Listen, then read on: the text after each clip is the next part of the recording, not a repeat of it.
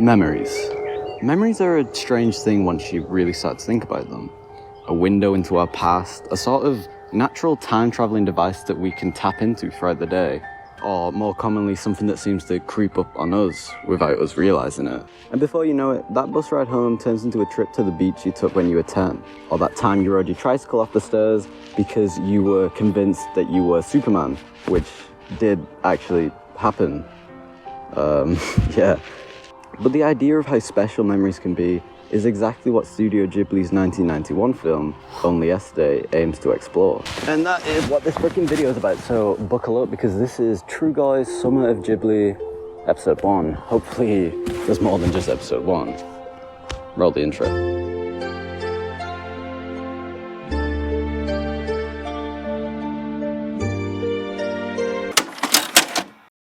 Only Yesterday is, in my opinion, one of Studio Ghibli's most underappreciated masterpieces. Following the story of Taiko, I think that's how you say it, I'm just gonna go with Taiko, a 20-something-year-old woman who decides to take a break from her office life in Tokyo and head out to the rural countryside of Japan. And as she does, is followed by her 10-year-old self and the memories that come with that time. And bro, I freaking love this film. Watched it for the first time on me.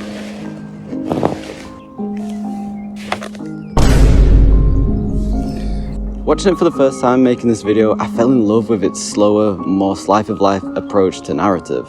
And honestly, as well as Taiko's, it really put my life into perspective as well, making me realize how much we take memories for granted. Throughout her journey, she reminisces on memories of a 10-year-old self, and it's really cool how Ghibli does it. They make these backgrounds really loose and more, I don't know, loose, and it kind of gives this idea of like a hazy memory. And honestly, that's a really cool way of expressing it through just like visuals, because that is kind of how a memory looks. You don't really see everything, you kind of focused on one main part. On paper, these segments of the film may seem boring or uneventful, but when you really start to think about what the film's deeper meaning and what its themes and, you know, what it's trying to say, you start to see it as so much more than just a simple slice-of-life film. Now, like I said, compared to the rest of the Ghibli catalogue, this film is quite slow and grounded. There are no fantasy creatures living in the woods, or mystical deers running around, or no freaking raccoons with magical balls. I don't even know what that film's about. Wait till we get to that one.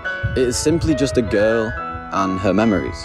Nothing more than a memory of the first time she ate pineapple and didn't really like it, or that time she was in a school play and only had a small part but tried her hardest. While these glimpses into her past may seem kind of boring and uninteresting and just all around not that captivating to an audience member, the film's message on a deep level is to make us reflect on our own lives. And honestly, I think its main theme is to teach us how to enjoy the little things in life.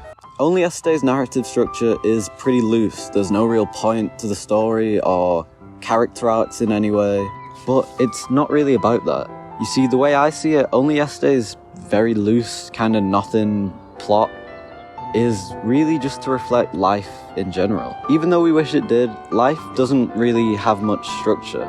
We don't go through these big freaking giant epic adventures that we see these characters go through on screen in the day-to-day lives. Life is structureless, it's unpredictable, even mundane.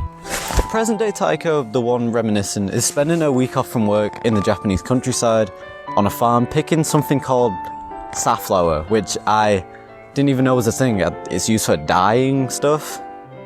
I don't really know. Anyway. Oh, shit. Whew. Anyway, her getaway to work on a farm is seemingly mundane, with even one of the first lines in the film being her boss questioning her on why she isn't doing something more fun with her week off, or going somewhere more crazy, you know what I mean? But the film shows us that Taiko's slow approach to life is to help us find the beauty in it. When I finished this film, the main takeaway I had from it was the concept of the everyday and everyday life. I feel the film is commenting on how we often wait for these big, significant moments in our life, moments that are, you know, big and grand and memorable, and moments that we know that we will remember. But instead of finding the extraordinary, we really and truly create our memories in the ordinary. And more often than not, we don't even realize that we're making them. I don't know what this is. Whoa. So if you're gonna take anything away from this film or anything away from this little video that you're watching of mine right now, I feel like the main message is to live in the now. So enjoy the so-called mundane and enjoy the ordinary thing that is most likely your life. that sounded kind of bad. That sounded like I was being like, you don't be so boring. I'm not trying to say that. Hopefully you know what I'm trying to say. I'm trying to say that our lives aren't actually all that interesting. So we should enjoy the bits that we have and not wait for an interesting part. Yeah. But as well as this, only yesterday also inspired me to just do stuff. Just do anything. Seeing Taiko's life being put into perspective like that just really made me think about my own life and made me realize that I need to start living in the moment and just enjoying things that I like to do. So hopefully I can look back later in life and think, yeah, I used that time pretty well. Who knows, maybe one day I'll be hopping on a train to the countryside to go pick safflower or whatever it's called and begin reminiscing about what my own life is right now. By living in the moment, I hope future me looks back at this time happy, with the memory of me and my friends driving through fields in the storm, or that one time I learned how to do a kickflip on a skateboard. Still pretty proud for that one. Or even stuff like this, me sitting on a field and painting. Oh damn, forgot to even mention what I was doing here. This painting that I've been doing throughout the video comes from around halfway through the film when Taiko meets Toshio and they drive to the farm. This scene is honestly really peaceful and takes its time to gradually show how the two are getting further from the urban landscape of Tokyo and more so into the rural countryside. I've been painting this little puppy in himi gouache, acrylic paint, which I've started messing around with in the last couple of weeks, and I gotta say, I freaking love this stuff. I mean, I am running out of blue and white paint though, so I'm gonna have to cop some of those yogurt pouch thingies they sell. But yeah, I really like how this little painting's coming along. I did another Only Yesterday painting a couple of weeks back in prep for this one, which is also kind of a bop. Look at that. Ain't she a beaut? Well, so far. While I finish up this painting, I feel like in true Only Yesterday fashion, I want to reminisce on some memories of mine and some of my friends, so hope you enjoy this little end segment. Yeah, so I remember this one time. Yeah. It wasn't one time, it was like a recurring thing, right? When I was like 3 or 4, I used to live at my grandma's house, so my dad was working away, and I hadn't seen him in yonks. I had this little like routine where I'd wake up before anyone. Like, I was genuinely 3 years old, waking up before like even my auntie, and she'd wake up at like 7, and it would be like 6 a.m. The shop across the road from my grandma's house would be open, and I used to cross the road by myself. At 3 years old? Yeah, bro. I promise you, I used to cross the road by myself, and everyone in my family has confirmed this.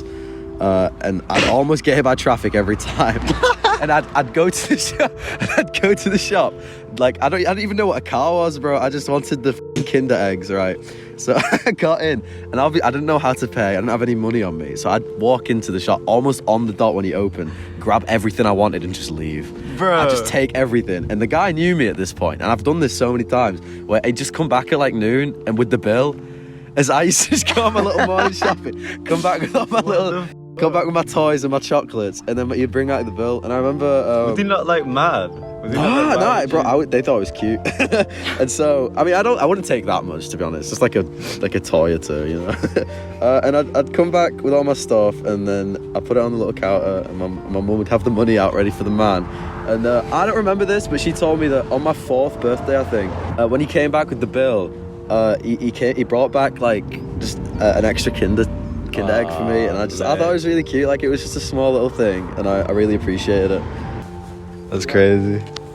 Fully just taking shit since I was like 3. You were pulling that Ocean's 11. Literally. Ocean's 3. Yeah. And I don't know, because I think about that, because that guy's dead now, and I never had the chance to. Yeah, no, it's sad. That guy's died, and he died like a year ago, and I got really sad because I always had plans to go back and thank him and give him. Go back and steal more. No. That's it, man. That's a nice story. I mean, I'll tell, man. So, I was maybe like, I don't know, maybe 4 or 5. We're in primary school, and we just finished up doing PE. And so everyone had just got changed from the PE kit to the uniform. And I, somehow, being the brainiac, put my pants on backwards So I don't. Right, I was trying to figure this out. How did I put my pants on backwards? And the fly was at the back. Like, Did you zip it up like? I don't know. But I remember like walking out to go to break. I go, oh damn, bro, why are these pants feeling weird? Like, why are my knees where my knee armpits should be?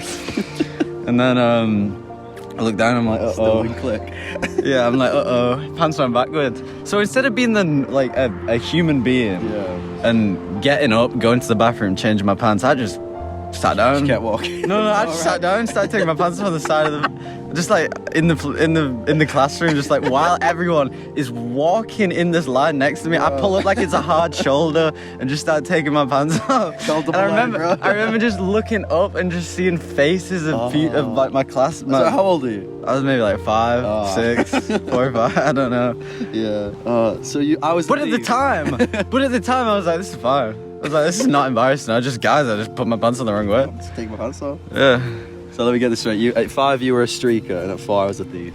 That's all we learned today, I guess. That's real shit right there, bro. Wow. I'm over here now because in the last 2 minutes of that video, my camera decided to stop working. Hopefully it's working now. I don't know.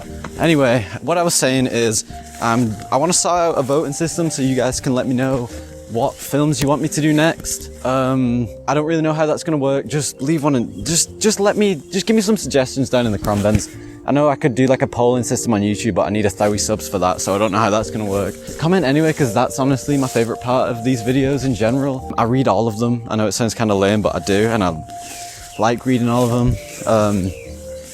So yeah, let me know what films you guys want me to look at next, and I'll give it a look. Thank you. Also, real quick before you go, I'm thinking of selling the paintings as prints. I don't know if anyone's interested, so I'm thinking of maybe setting up the website for that in episode 2. But let me know if you're interested. Here's some prints. Wow, look at that. Wow, look at that. Holy moly, wow. Anyway, alright, subscribe if you want. You don't have to. And stick around for episode 2. Should be coming soon. No. That almost rhymed. It like almost rhymed.